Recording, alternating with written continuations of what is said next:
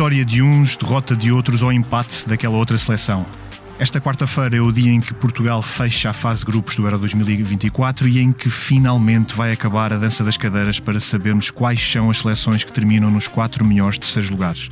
A seleção nacional, já qualificada e com a liderança do grupo assegurada, defronta a Geórgia numa partida em que, fiando no que Roberto Martínez fez nos seus tempos com a Bélgica, haverá bastantes novidades no 11 português, com exceção, claro, de Diogo Costa e Cristiano Ronaldo, que o treinador já disse que ia manter na equipa. Eu sou o Diogo Pombo e, como aqui não há rotações, tenho a companhia dos titularíssimos de sempre. Viva Tomás e Rui. Viva Diogo. Olá a todos. Viva Tomás, viva Lídia e cumprimentos a todos. Subscrever o Expresso é ter acesso à melhor informação, a uma vasta oferta de conteúdos exclusivos e à opinião de referência. Subscrever o Expresso é tornar-se membro do nosso clube, poder ser voz ativa de uma comunidade informada e beneficiar de vantagens exclusivas. Subscreva o Expresso em expresso.pt/digital. Expresso. Liberdade para pensar. E hoje também contamos, lá está, com a nossa Lídia Peralta Gomes, enviada da tribuna ao Europeu e que está em Gelsenkirchen a aprontar-se para o jogo mais logo. Olá Lídia, e começo já por te lançar o isco para abrir a nossa conversa. Ontem falaste com bastantes... Uma pena não estar no Europeu. Sim, ontem falaste com bastantes jornalistas georgianos, portanto, como é que está a moral por aqueles lados? Olá a todos. Olha, chega a ser quase emocionante falar com eles, na verdade, porque eles estão a viver uma coisa que nós já não vamos ter a oportunidade de viver, que é estar aqui pela primeira vez. E para um país que tem sofrido, tem uma história politicamente alguma instabilidade, foi um país que foi invadido pela Rússia em 2008, e que nos últimos meses mostrou nas ruas que quer pertencer à Europa, não só à Europa de futebol, mas à Europa democrática. Isto é um grande momento para eles, sendo que ainda há uma réstia de esperança de qualificação, e eles estão-se a agarrar a isso com muita intensidade. Eu acho que eles têm noção que é muito difícil. Um jornalista que me disse que Portugal tem 3 ou 4 equipas.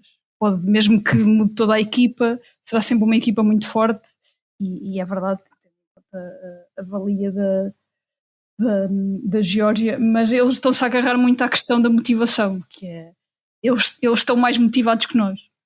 Estão mais motivados que Portugal, porque Portugal já atingiu o seu objetivo.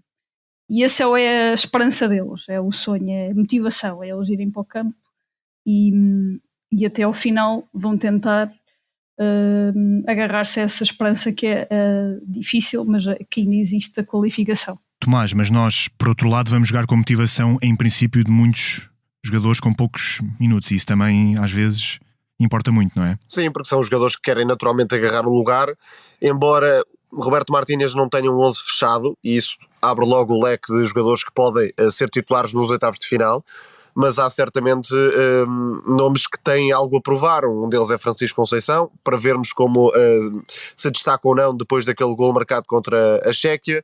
Talvez Pedro Neto, jogadores mais no setor defensivo, como Gonçalo Inácio, Nelson Semedo, enfim, veremos quem pode jogar no corredor esquerdo, talvez João Cancelo, e aí é uma equipa que vai ter certamente nuances diferentes. Agora, é difícil de prever como é que Roberto Martínez vai jogar, porque também não conseguimos adivinhar o 11 de Portugal.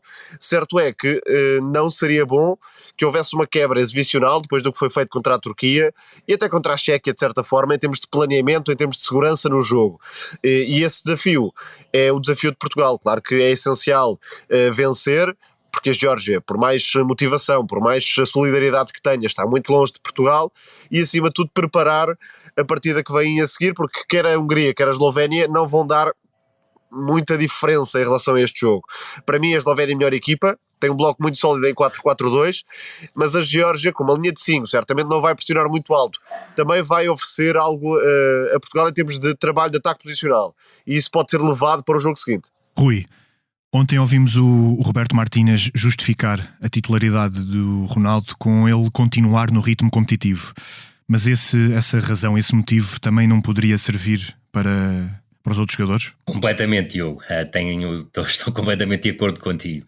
Aquilo que acontece, e nós já temos alguns anos disto, os 4, é que Cristiano Ronaldo quer jogar porque quer marcar, quer marcar um golo, bater mais um recorde e, se possível, fazer também mais uma assistência e tornar-se um jogador de europeus e, se quiseres, também europeus e mundiais em conjunto, com mais assistências para golo. Portanto, de outra forma, não se justifica minimamente a titularidade do Cristiano Ronaldo no jogo de hoje.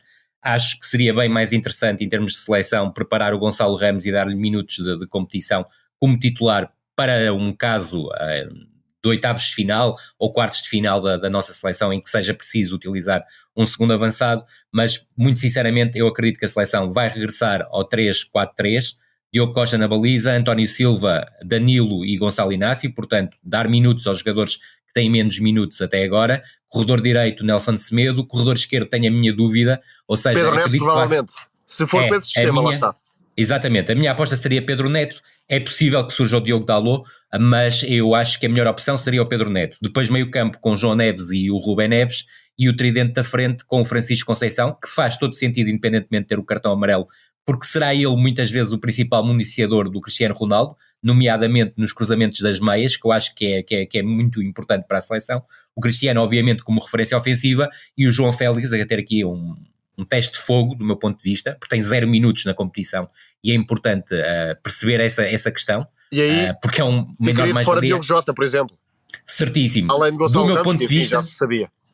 Do meu ponto de vista, independentemente de não ter nada contra o Francisco Conceição, bem pelo contrário, eu deixaria para trás aquilo tudo que disse e na frente acabaria por jogar da forma como jogamos diante da Irlanda, ou seja, o João Félix a ser uma espécie de falso 9, o Gonçalo Ramos e não o Cristiano Ronaldo no centro-direito e o Diogo Jota no centro-esquerda. Creio que seria um teste importante até pensar nos oitavos e nos quartos de final, nomeadamente na questão de dar minutos, dar rodagem e criar uma solução alternativa que, por exemplo, nos estava a faltar no jogo diante da Chequia, que o Tomás e eu acabamos até por referir aqui no podcast no dia seguinte ao jogo. Tomás, o selecionador ontem também disse que o que importa agora é continuar a crescer.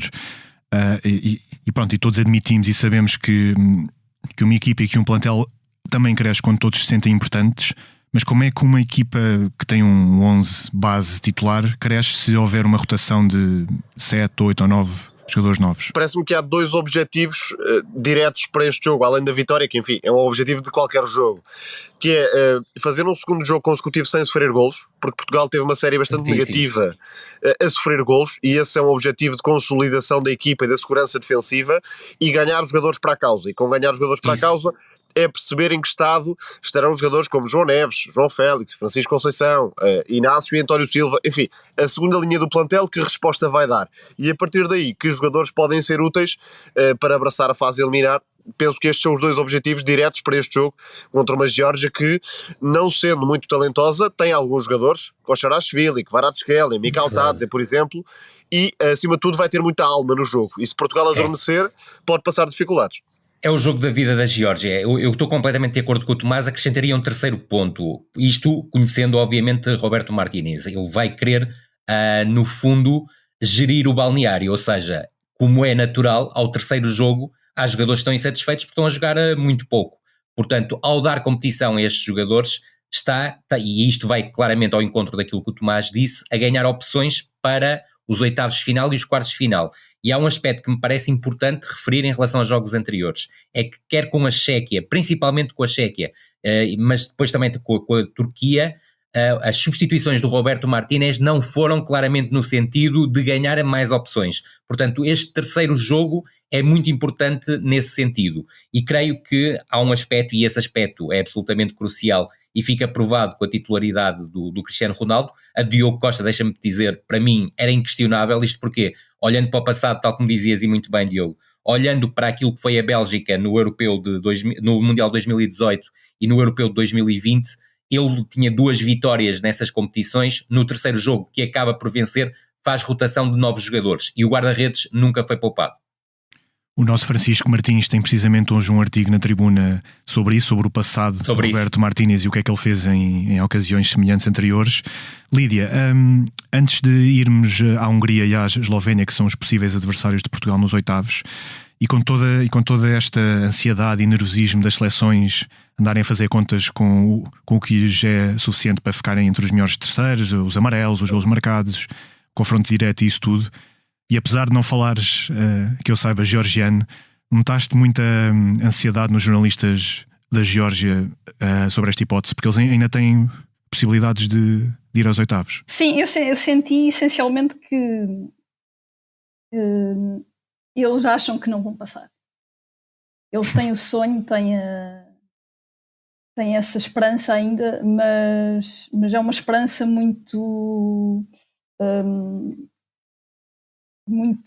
ténue, ou seja, é uma esperança, está na área do sonho e não exatamente nas probabilidades, porque a Geórgia tem um ponto, teria de ganhar a Portugal para ainda ter esperança, e acho que eles acreditam que isso é muito, muito complicado. Depois já há o outro lado, que é tu não conseguires passar, mas dares uma boa imagem. Isso eles querem, isso eu acho que eles acham que podem dar essa imagem, até porque há uma ideia entre os jornalistas e entre os jogadores e o staff de que há muita gente que acha que a Geórgia não pertence ao europeu de futebol. Toda a conferência de imprensa de Willy Sagnol foi muito tensa por causa disso. Ele mandou várias farpas a antigos jogadores, a jornalistas, de quem o criticou, de quem criticou a equipa, de quem achou que a equipa não tinha condições para estar aqui, e a verdade é que os 2 jogos mostram que pelo menos a Geórgia, não sendo uma equipa forte, deu algo a este europeu, quanto mais não seja alguma emoção, e o jogo com a Chequia. Já agora o melhor guarda-redes até o momento do Campeonato da Europa. Exatamente. Mamardashvili. Falamos muito de Kvaratskhelia, mas todos os jornalistas referem o guarda-redes, que eu não vou usar em Mamardashvili. Mas o Tomás está mais habituado que eu. As equipas da Europa. Sem dúvida. Todos eles muita gente falam do guarda-redes.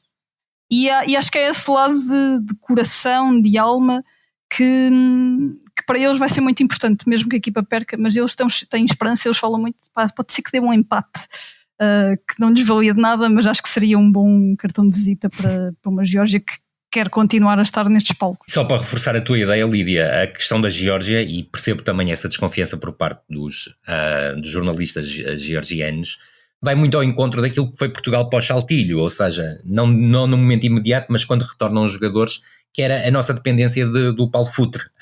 E isto faz-me lembrar muito esse período em que nós não conseguíamos chegar às fases finais, batíamos sempre no poste e tínhamos um Paulo Futre que é o Kvaratskhelia da Geórgia. O processo defensivo da Geórgia é fraco, também por falta de qualidade individual dos jogadores, mas tal como disse há pouco, tenho algumas dúvidas se a Geórgia vai apostar no 5-3-2 do primeiro jogo ou no 5-4-1, 5-2-3 em alguns momentos até em termos de pressão do segundo jogo. Estou mais inclinado até para o 5-3-2 de início e depois a tal mudança quando sentirem que podem ainda lutar pelo jogo de colocar os 3 avançados.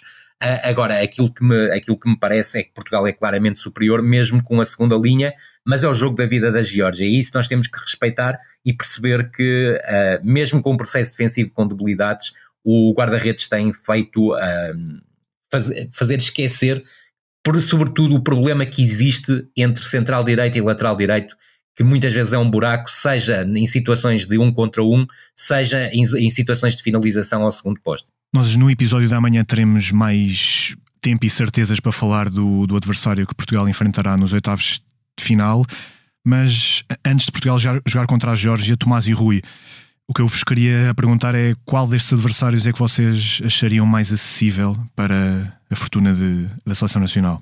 Tomás.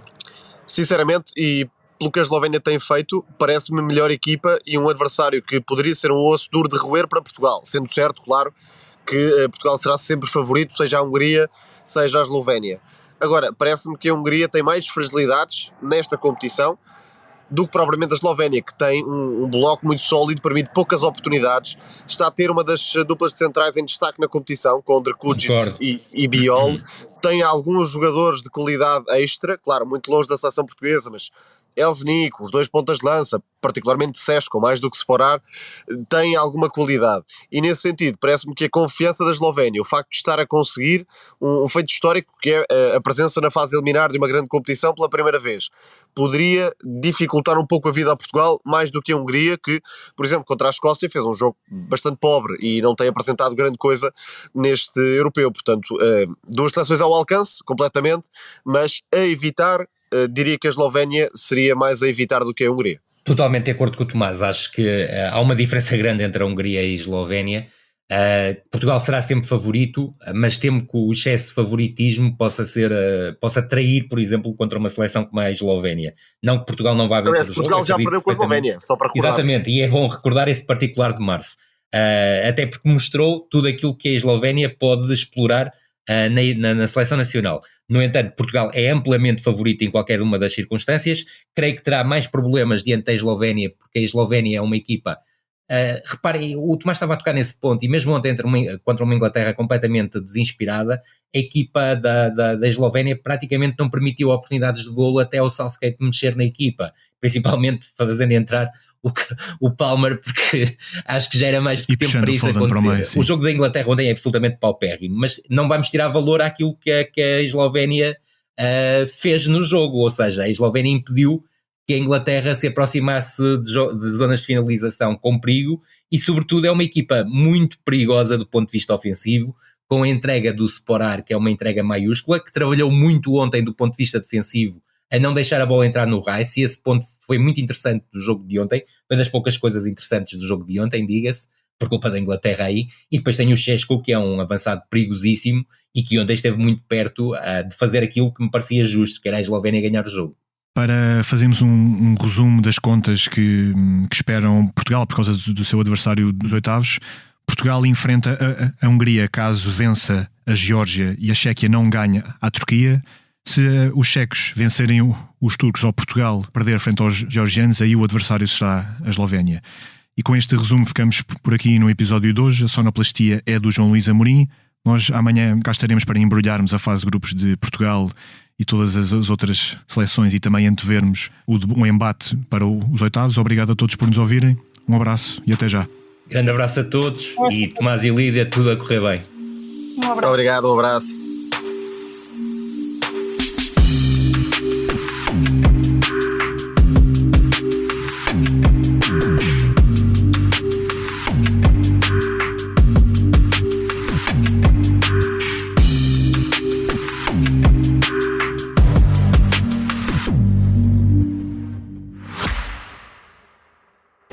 Subscrever o Expresso é ter acesso à melhor informação, a uma vasta oferta de conteúdos exclusivos e à opinião de referência. Subscrever o Expresso é tornar-se membro do nosso clube, poder ser voz ativa de uma comunidade informada e beneficiar de vantagens exclusivas. Subscreva o Expresso em expresso.pt/digital. Expresso. Liberdade para pensar.